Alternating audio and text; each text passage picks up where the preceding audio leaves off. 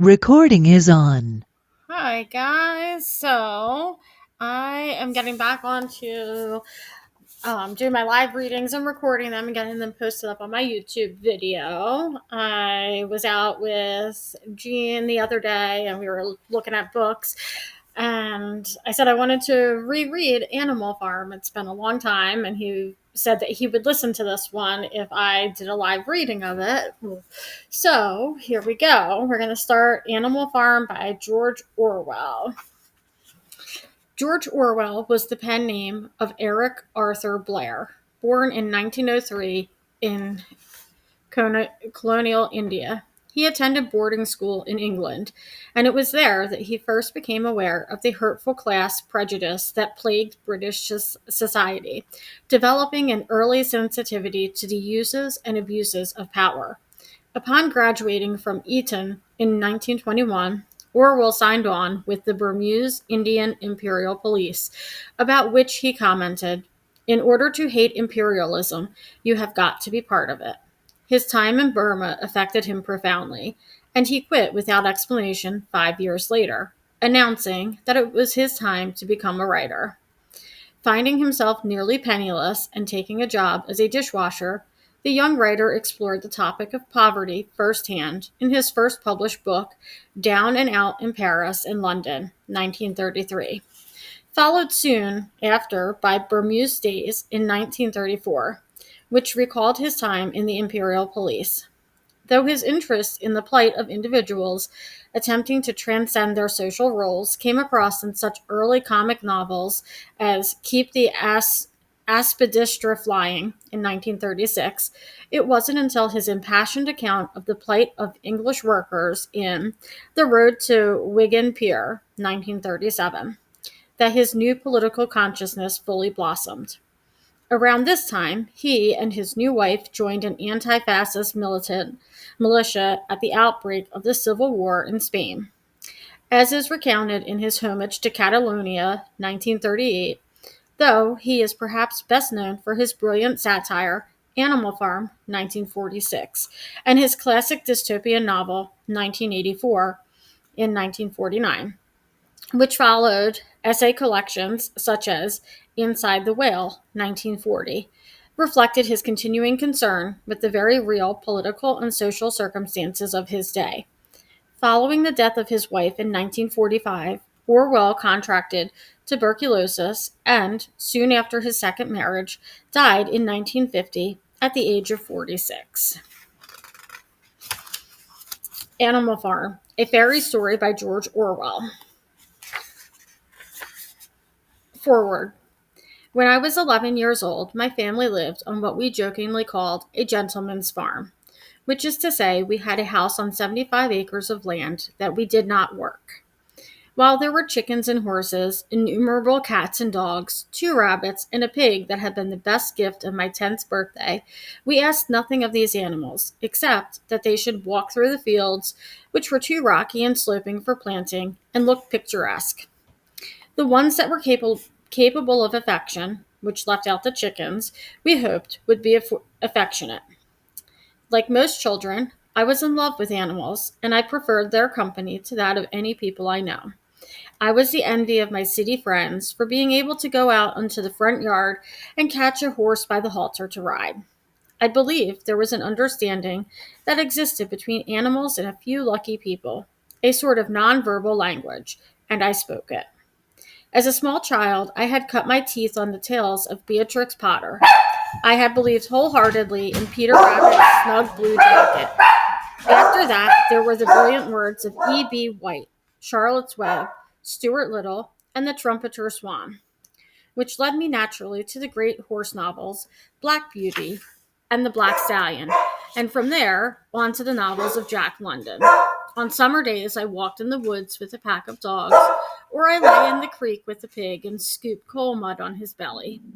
At night, with at least one cat tucked behind my knees, I read books in which wise and compassionate animals tried to solve their problems and live their lives in a world alongside humans. That was the year I read Animal Farm for the first time. It seems in every way trifling to introduce a book written to take on the evils of totalitarianism by setting it in the bedroom of a sixth grade girl, and yet that is exactly where Animal Farm has lodged itself. Certainly, it shows up in college courses, more likely in political theory than 20th century English literature. But chances are the students who read it there will be reading it for a second time. Eric Arthur Blair, who wrote under the pen name George Orwell, began to understand the themes of injustice and oppression that would drive him for the rest of his life, when he himself was only a child, witnessing the inequities of class structure in the British school systems. He saw the same lessons exercised with greater cruelty when he served as a member of the Burmese Indian Imperial Police. He later joined the anti fascist militia to fight in Spain's Civil War. From his earliest book, Down and Out in Paris and London, 1933, to his masterpieces, Animal Farm, 1945, and 1984, 1948, Orwell spoke out against the world he saw, and the world he imagined was barreling toward him. He devoted his talents and his life to a kind of political writing that would stand against enslavement and the melding of individual identities. When he finished Animal Farm in 1943, a publisher was almost impossible to find. A book that so clearly vilified Stalin was unthinkable, as it was Stalin who held the line against the Germans and so became our ally in the Second World War. It would be another decade before England and America recognized the atrocities of that regime. Atrocities Orwell had already played out with pigs who ordered dogs to slaughter suspicious chickens and sheep. Somehow, the small world around the barn managed to evoke the chill of the murder of millions while seeming to predict the fate of humanity. How did such a radical book wind up in my hands as a sixth grader? How does it wind up in the hands of every sixth grader? One obvious part of that answer is that Orwell's vision of the future never came to pass. Had the year 1984 resembled its namesake novel in any way, the collected works of George Orwell would have been the first thing stoked into the furnace of the revolution. Instead, Animal Farm is presented to young readers as something in between a terrifying vision and a cautionary tale. It provides a context in which to discuss metaphor, allergy, and anthropomorphism. It gives a neat little segue into lessons of history and different political regimes. And the book is short, a factor never to be underestimated by assigning teachers and reading students. There are many schoolroom classics of Mice and Men, The Bridge of St. Louis Ray, Billy Budd, that have become literary standards due in large part to their slimness.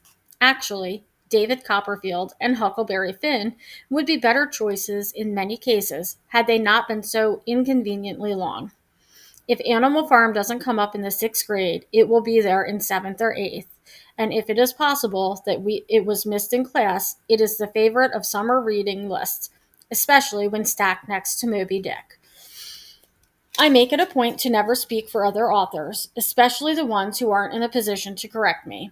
But I think it would be safe to assume that George Orwell did not have an 11-year-old audience in mind when he wrote this book. That's not to say he would have objected to the readership, but one imagines that he meant to parody the world of children's literature rather than become an example of it. After all, the book is fully titled Animal Farm, a Fairy Story. To play out such a dark tableau on a cast of barnyard friendlies is to put horror terms that even the most casual reader can understand it. In 1943, the world must have seemed as simple-minded as old Boxer, the horse, cheering Stallion as they did. Orwell took his cue from bedtime stories, from Aesop and the Brothers Grimm, to put where seemed so uninvitable into the language of lessons. Adult readers in the 1940s were sent back to childhood only for a moment as they relived dreams of talking animals, holding secret meetings in the barn late at night. They then merged that tale with the wave of fascism covering Europe from Spain to Germany and Italy. There is no moral in Animal Farm. The evil are not punished, and the good are not lifted up. It seemed very possible that that would be the end of the story in Europe as well. But to read this book as a child in the post World War II era is another experience entirely.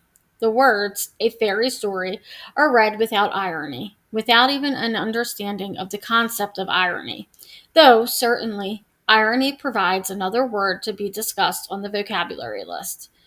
There is nothing nostalgic about reading books with talking animals, since most of the books children have read up until this point contain them. As an 11-year-old living on a sort of farm in Tennessee, I was sensitive to the idea of the oppression of animals and horrified by the concept of animals as the oppressors. The four pigs waited, trembling with guilt written on every line of their countenances. Napoleon now called upon them to confess their crimes. When they had finished their confession, the dogs promptly tore their throats out, and in a terrible voice, Napoleon demanded whether any other animal had anything to confess. To be told that the enemy was among us was one of our own, was a thought that had never occurred to me. That's the difference between reading Animal Farm in 1974 when you're 11 and reading it in 1945 when you're, say, 40. It is the difference between spotlighting the worries that were already gnawing in the back of your mind and introducing a whole host of fearful concepts for the first time. It was Animal Farm that told me religion may in fact be a hoax perpetuated by a bird named Moses, who is trying to sell the other animals a bill of goods that they should work as hard as they can in this life because their rewards will come after death in a place called Sugar Candy Mountain. It was not dissimilar from the story the nuns told us in school, except they didn't call it Sugar Candy Mountain. The idea that commandments were malleable, mere written things that could be secretly altered to fit the needs of whoever was in charge, was similarly startling. Commandments, as I understood them in 1974, were etched on stone tablets by God, and while they might be foolishly ignored for certain eternal punishment later on, I was Catholic as well, they could not be changed. It was the beginning of the idea that would be carried on in 1984. Everything was subject to change. Laws can change, ideas, words, concepts. Were pigs on teetering ladders altering the nature of truth with an ordinary can of paint, the sign of things to come? My understanding that leaders could lie to us by assuming our stupidity and that we could stupidly continue to believe them came that year from Animal Farm, not from Watergate, which droned on intermittently on the television night after night, Nixon's face occupying the screen on every channel. I have to wonder how many of the principal players in that piece of history had read Orwell. If I had to guess, I would say all of them, both the ones who thought they could get away with it and the others who were determined to stop them. Nixon wasn't the only character who seemed to have stepped from Orwell's pages. Joseph McCarthy played a perfect Napoleon as he went through his list for possible communist sympathizers to cast and recast the role of Snowball. One of the great lessons of Animal Farm is the importance of the enemy. There can be no real political greatness without the establishment of what Ronald Reagan called the evil empire and George W. Bush later broadened into the axis of evil. Of course, the residents of Animal Farm have the human enemy to contend with, first in the real embodiment of Mr. Jones and his workers, who had long mistreated them and were then driven out, and later in the two neighborhoods of Animal Farm, Mr. Pillington and Foxwood and Mr. Frederick of Pinchfield, who blurred together, one as a friend and the other as a foe, but switching roles so often that there is no keeping up with who is on what side at any moment. In fact, all humans are the enemies of animals. The human beings did not hate Animal Farm any less now that it was prospering. Indeed, they hated it more than ever. But no human walking on two legs with sticks and guns could create as compelling a threat as Snowball, the all-white pig, who for a brief time stands as Napoleon's equal in the early post-revolutionary days. When Snowball is chased through a hole in the hedge after the surprise appearance of 9 snapping hellhounds, he is never seen by the reader again. But Napoleon sees him everywhere, in the weeds that grow into the corn, in the demolition of the windmill, in the attempt by Farmer Jones to reclaim his land and repress his livestock. Snowball, as an enemy, was the genius of Napoleon's success. The enemy we know and never suspected is the most chilling one of all. The murderer who was once your neighbor or bagged your groceries, someone who looked like you, who you brushed up against, is far worse than someone committing an equally heinous crime on the other side of the country. Orwell shows us how all Napoleons need snowballs to keep their subjects close and dependent. He shows us the power of suggestion as animals step forward to their certain deaths to admit to snowball related crimes. It is the passionate wave of hysteria that Napoleon orchestrates to rise to crescendo and then steps into the quell. The other animals, exhausted from the ride, are left more fearful and complacent than ever. In Animal Farm, doom is traded in for doom. The tyranny of man is overcome by the tyranny of pigs. Or, from Benjamin's point of view, he would say that God had given him a tail to keep the flies off, but that he would sooner have had no tail and no flies. Some of the animals try to find freedom inside of their circumstances. Boxer tries to find it by continually recommitting himself to never ending labor and unwavering loyalty. But even in his simple mindedness, the echoes of the way the story actually went, as opposed to how it is being spun by Squealer the pig, kept coming back to puzzle him.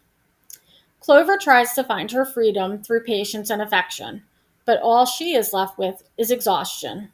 Benjamin tries to find his by refusing to be swept up in what he knows to be the pointless hope of change.